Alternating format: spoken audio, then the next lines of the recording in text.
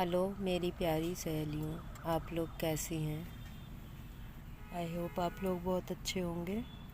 मैं आप लोग को देखो थ्रेडिंग कैसे बता रही हूँ। एक एक बाल कैसे फंसाते हैं धागे में, उसको ध्यान से देखिए। जो हमारी थ्रेडिंग में आगे पीछे बाल निकले होते हैं, उसको एक क्लीन शेप देने के लिए हमें धागा कैसे चलाना चाहिए वो देखिए।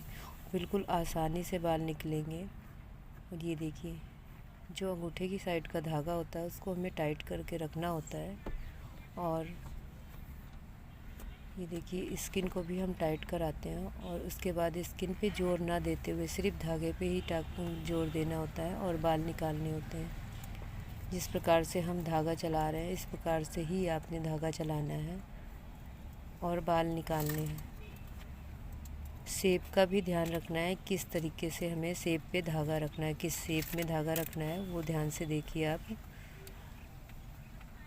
और इस प्रकार से स्टिच करवा के आगे के बाल जो निकालते हैं वो किस प्रकार से निकालते हैं वो भी देखिए। आपको जहाँ भी नहीं समझ में आता है और जिस तरीके से काम करने में परेशानी हो रही है वो हमें बताइए, तो मैं आपकी लिए एक नई वीडियो उस पर बना दूंगी ताकि आप अच्छे से समझकर और थ्रेडिंग अच्छे से सीख पाएँ। हम पार्लर के हर काम को तो बड़े आसानी से सीख जाते हैं, लेकिन हमें थ्रेडिंग बनाने में बहुत ज़्यादा दिक्कत आती है क्योंकि हमें समझ नहीं आता कि बाल कहाँ से निकालें। आप इस प्रकार से मेरी वीडियो देखकर थ्रेडिंग आसानी से बना सकती हैं और मैं आपको बहुत ही आराम से एक एक बाल निकाल के बता रही हूँ। तो देखिए किस प्रकार से हम शेप दे रहे हैं, इसी प्रकार से आपने थ्रेडिंग पकड़नी है और शेप देना है। ये देखिए, जब आगे के बालों पे धागा नहीं बैठता है तो हमें आगे से स्टिच करवा लेना चाहिए और उसी शेप में धागा रखना चाहिए जिस शेप में हमें थ्रेडिंग बनानी है। ये देखिए, और जहाँ भी हमें कमी दिखती है उस जगह पे हमें फिर से धागा बिठा के बाल निकालने हैं एक ही लाइन से। धागा हमेशा हमें एक लाइन में ही बिठाना होता है, तो उससे हमें हमारे जो बाल होते हैं थ्रेडिंग के वो एक लाइन से निकलते हैं।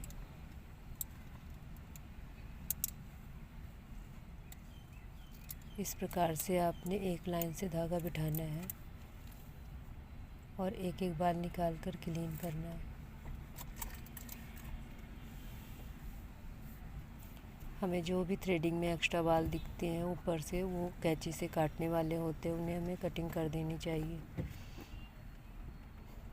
ये देखिए किस प्रकार से थ्रेडिंग हो रही है और मैं धागा किस प्रकार से रख रही हूँ। जहाँ भी मुझे लग रहा है कि हाँ यहाँ पे अभी बाल रह गए हैं और उससे हमारी थ्रेडिंग कम अच्छी दिख रही है, तो उस जगह पे हम धागा रख कर फिर से क्लीन कर रहे हैं बालों को।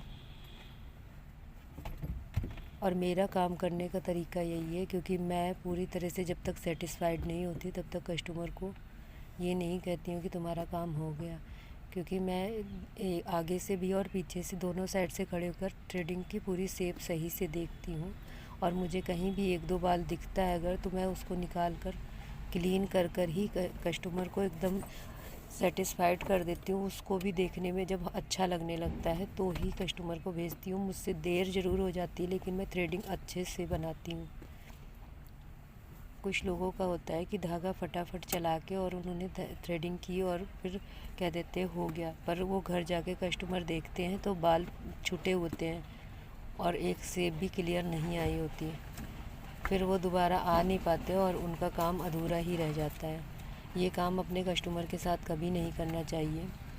उनका काम, अगर हम उनसे पैसे ले रहे हैं तो उनका काम भी हमें अच्छे से करके देना चाहिए, तभी कस्टमर खुश होएगा। और एक कस्टमर अगर खुश होता है तो वो दूसरे को भी वही जगह पे लेके जाता है जहाँ उसका काम अच्छा हो।